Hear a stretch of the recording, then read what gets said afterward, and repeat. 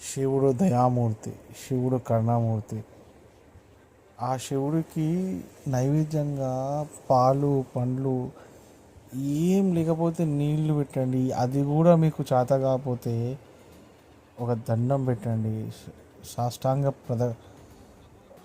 మోకరిల్లి దండం పెట్టండి. సాష్టాంగ వందనం చేయండి.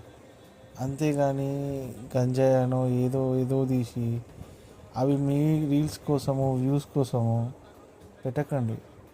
ఎందుకంటే అదే మీ రీల్స్ కోసమో మీ దానికోసమో చిన్న చేయకండి.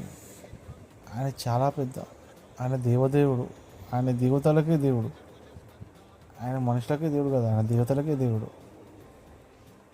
మీ రీల్స్ మీరు చేసుకోండి, దాని తప్పలేదు. శివుని పెట్టుకొని పాటలు పెట్టుకొని చేసుకొని, కానీ ఆయన నైవేద్యమా అది, ఆయన ప్రసాదమా అది? ఎన్నటికీ కాదు. గంజాయి అనేది ఎన్నటికీ ఆయన ప్రసాదం కాదు, నైవేద్యం కాదు. అది ఎవడో పుట్టించింది. అది అది ఎందుకు పుట్టించిండు, ఎవడో పుట్టించింది దాన్ని పట్టుకొని అంతా ఏకండి. ఏ గుళ్ళో పెట్టిండా అది? ఇట్లా ఈ గుళ్ళలో పెడుతున్నాడా? ఎక్కడ చూసిందా మీరు?